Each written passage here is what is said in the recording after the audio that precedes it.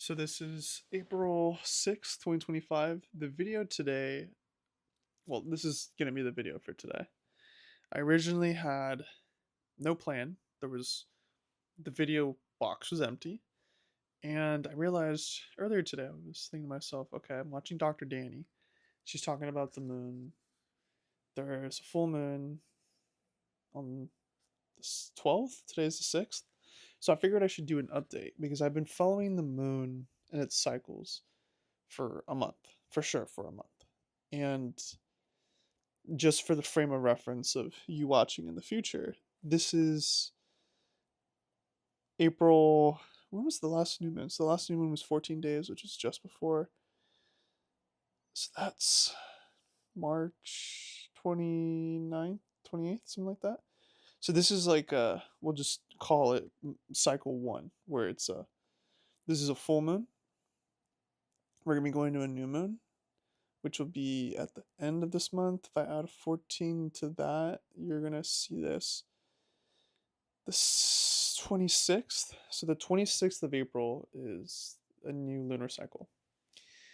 And so this is where we're getting at right now is I'm someone who partakes in business practice, someone who studies psychology, and someone who is just curious. And where I'm going with any of this is sometimes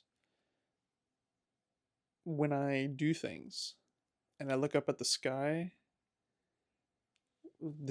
happens to give the same events as what happened in real life.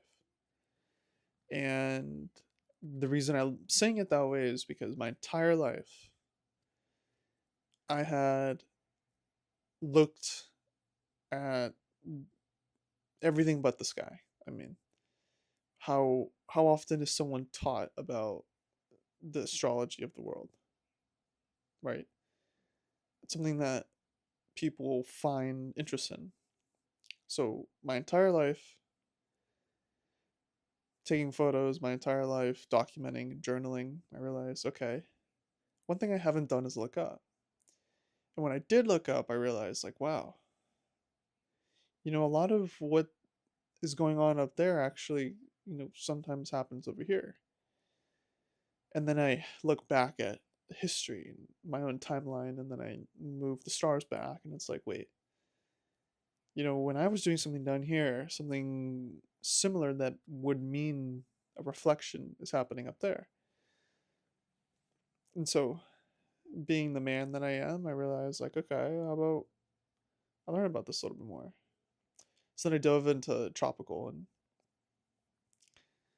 I realized that learning about it as a baseline was, in that situation, the best thing for me.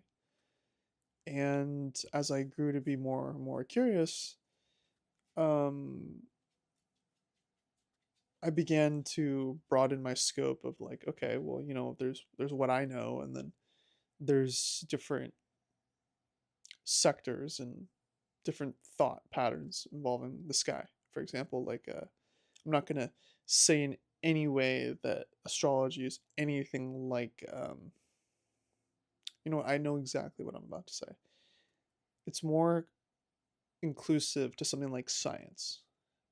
You have biology, chemistry, science of the mind, science of animals, science of plant matter, right? So if someone is a scientist in the regard of alloy metals, how are they supposed to know the migration patterns of butterflies? Maybe they do, maybe they don't. I don't know. Point being is with the curiosity of, what if I put um, a magnetic metal with another magnetic metal? What kind of alloy does that create? Things like that. And then once you understand your thought pattern in that, and then you adapt it to, oh, wait, a lot of my life, I realized, oh, protein doesn't really do too much other than be broken down into an amino acid. And then the amino acid eventually becomes protein. And then you realize, oh, I could just eat amino acids and just get a bunch of protein. Oh, right. So then with astrology, I was like, okay, well, there's this group over here of folks who happen to come into my life somehow, and they believed in something else. And when I read about it and I took some time to really consider it, I was like, wait a sec. I remember this stuff. And when I can explain it to somebody, it's as if I had already known about it. And like it's a fascinating thing because for me, if I can hold memory of something and it's easy to digest, and I find myself eager to learn and know more about it, then that's why I know something's for me. And so there I was learning about how there were 13 signs in the sky, and I looked at it at a very simple point in that the sun has a say, just in the same way that common traits have a say. And what I mean by that is knowing someone's sun sign, moon sign, and rising sign is just as important as knowing whether it's actually what was happening in the celestial space in its actuality, as opposed to it being a degree of measure in the respect of equality and convenience. So to give you the simple way to understand what I just said is if I'm driving a a tank, will a tank go faster or slower?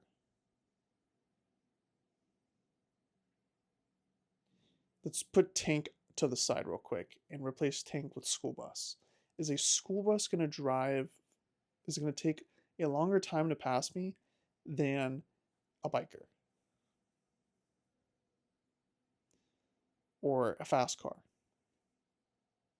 And where I'm going with this is if a bus is physically larger, then it's going to be in front of me for a longer period of time than a guy in a bike or a sports car, regardless of speed. I'm talking about size. So if there are bigger signs in the sky and there are smaller signs in the sky, mm, that is somewhat important to me. Because if a sun moves and it's in a particular sign that isn't equal to another particular sign, that's why it's important.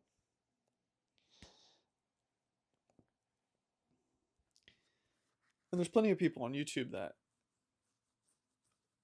are investigating the world and what it means, and everything having to do with business and why certain questions are asked and this, that, and the other thing. But the point of this video is the full moon is coming up. And so I'm gathering energy to then, at the full moon, release it in the sense that what I've been able to do during a new moon is collect tools and refine myself to the cycle that once it's risen and it's full, it'll then release itself and then go into this flow state, so to say. So everything that I pick up from new moon to full moon gets to be used when it's a full moon to a new moon. So I'm setting myself up for success here in the sense my recent routine, especially in the business sense, has been adapt and learn so that way I can reap the benefits on the back end in the future. And the reason that cycle has been influential and important for me is because for me it makes sense to have this somewhat of a balance in the nature of, okay, I can go learn about all these things, and then there's a refinement period where I can use the things I've learned to then set me up for a new moon and then build upon that. So this is in the same way that people have goals or people have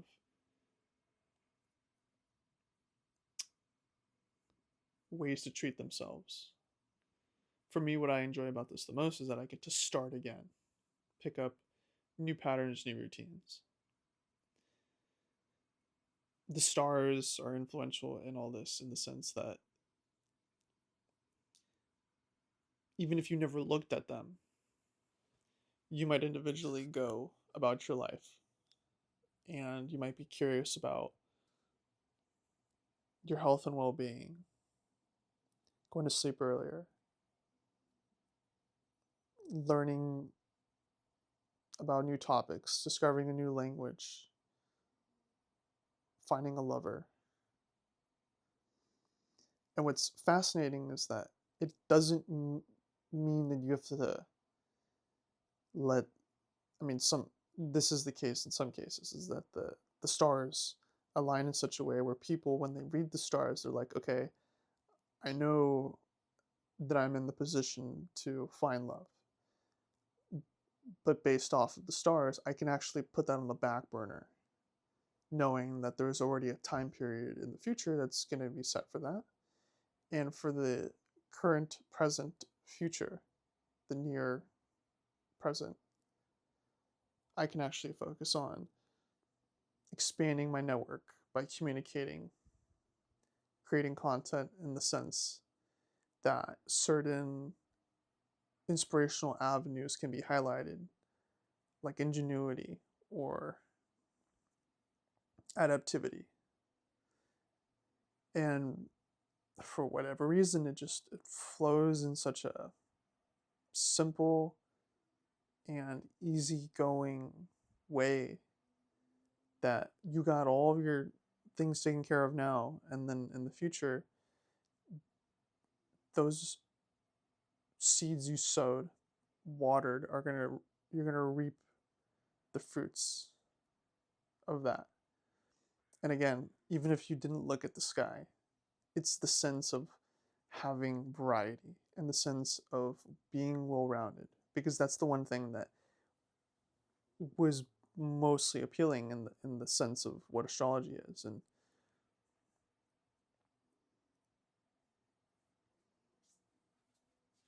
I'm sitting here realizing like a big part of my recent growth has been because I didn't look at the moon. I realized that there were these eclipses, and I realized that these are important starts and ends to things. And by just letting it all happen, I realized, okay, actually, everything I ever wanted to be, thinking about the previous versions of myself. And so that's like the full circle moment aspect of it is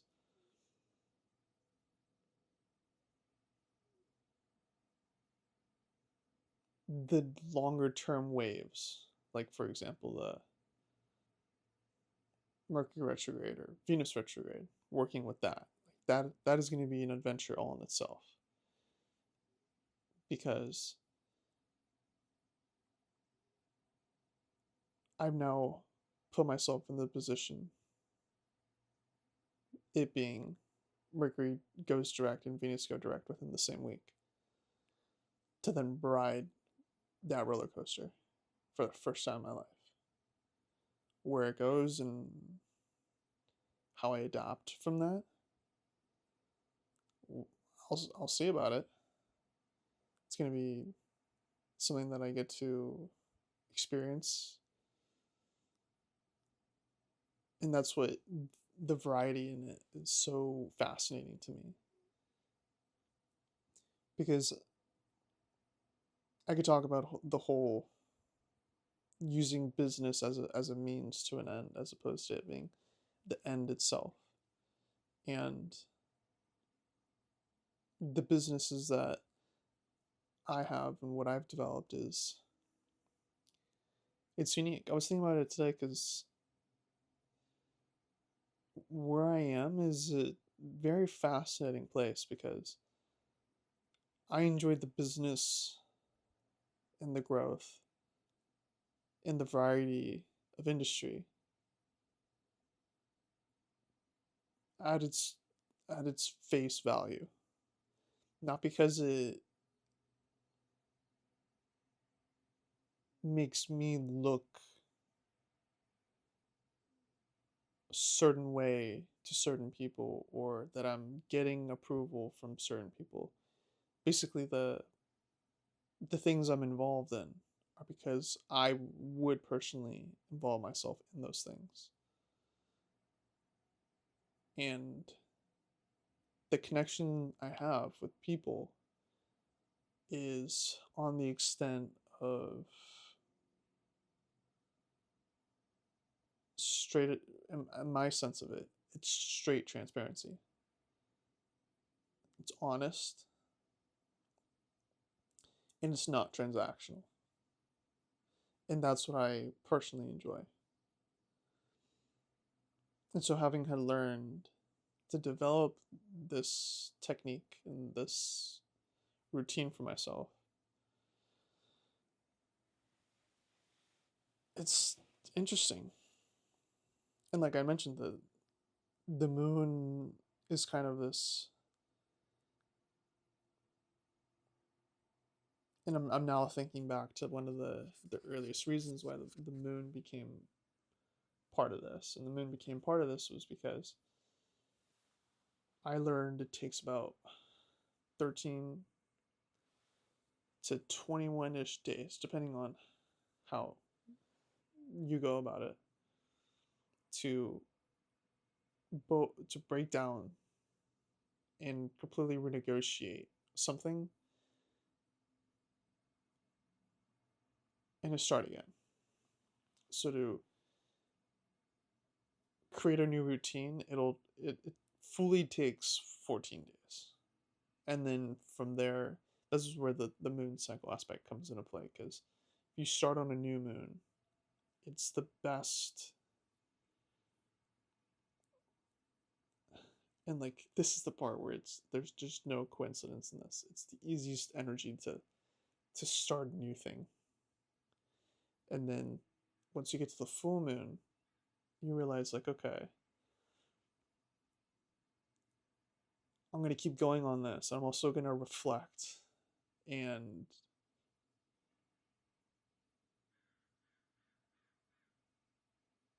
transmute any of the energy that comes up from full moon and new moon to then rid yourself of whatever it is to then get to that new moon and then say, okay, this is a new me.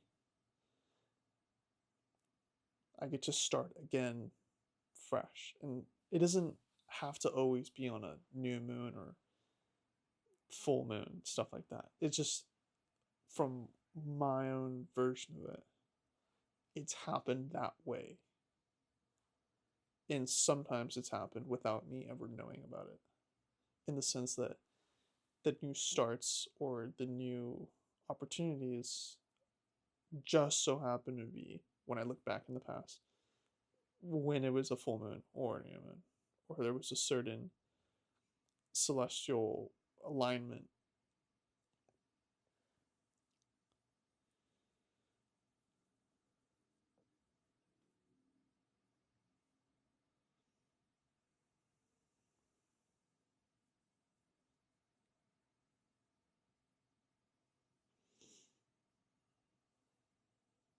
So it feels good. It feels good that I feel good. And it feels good that I have systems that I respect and feelings that I get to feel within those systems, and I'm happy to interact with the systems, and the results are what the results are. But having the systems to basically eat ripe fruit every time, but the picking, I don't even have to eat it, and I know that I've set myself up for great success. It's a timeless thing.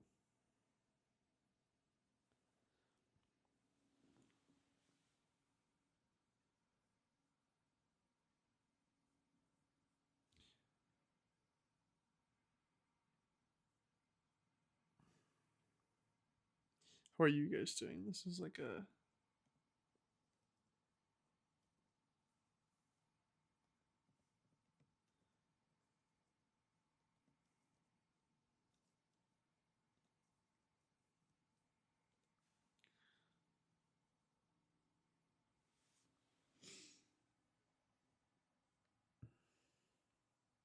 21 minutes in.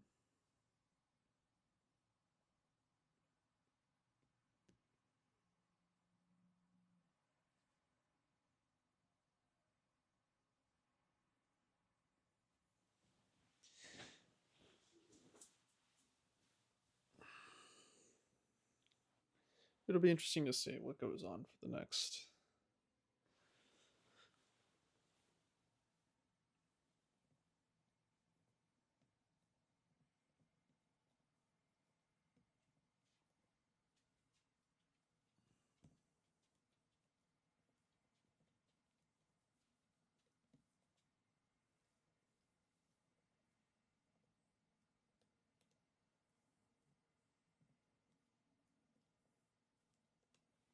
The length of Mercury retrograde is 3 weeks.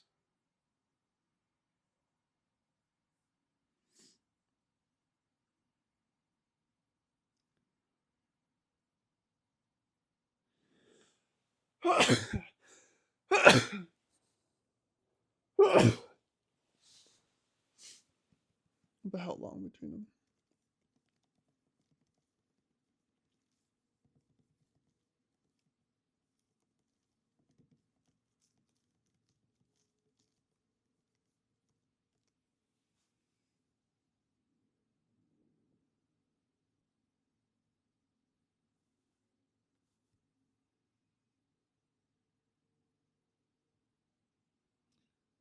So the distance between April,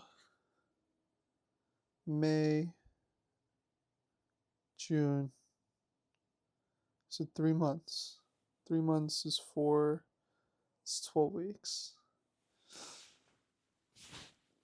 What a fascinating world. So you get, in a sense, to receive things at all times. But then you get to receive like special things, I guess we can call it. Everything's special, but every 3 months you receive something from the sky, basically. Every 3 months,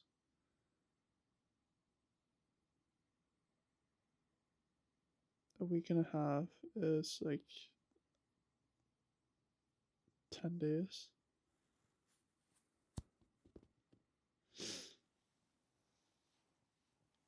Interesting.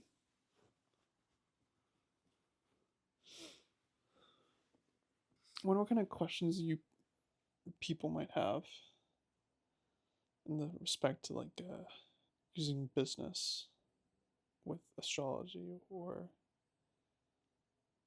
what my past was like in the respect of different isms, and being able to move into a completely different mindset with thinking and believing in different power.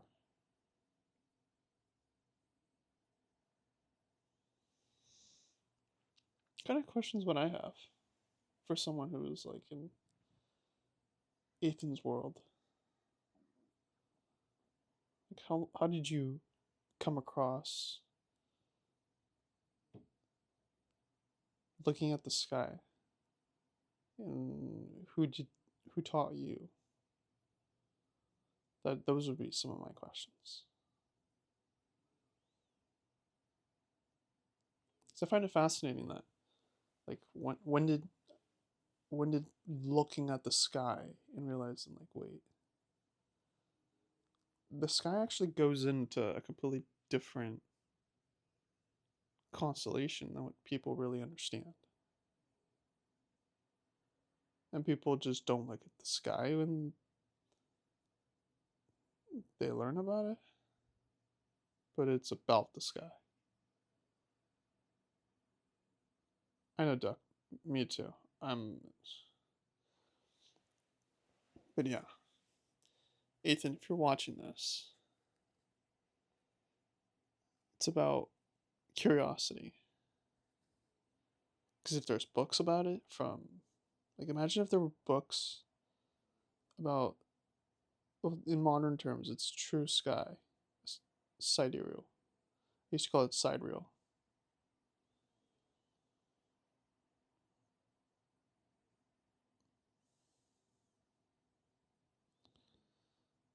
What do I title this?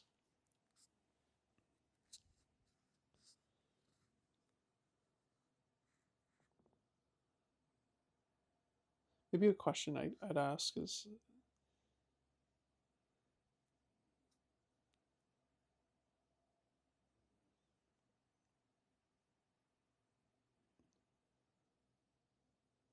does astrology make you wealthy? And off of face value, just asking that question, it's kind of, the instant reaction was no, because I'm already wealthy.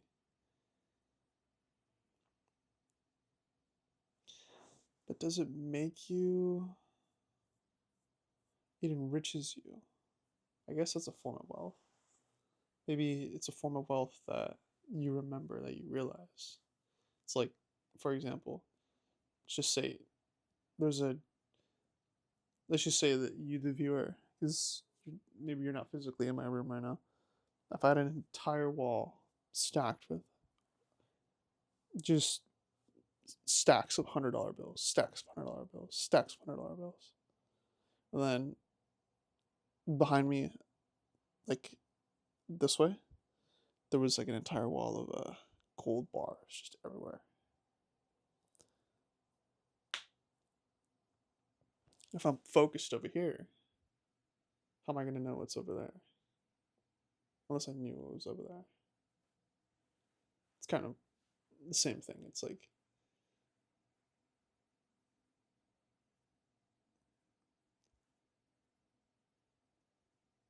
perspective and focus.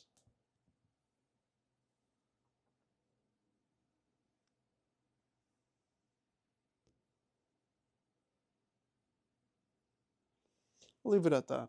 It's been a good 28 minutes. So take care. All the best.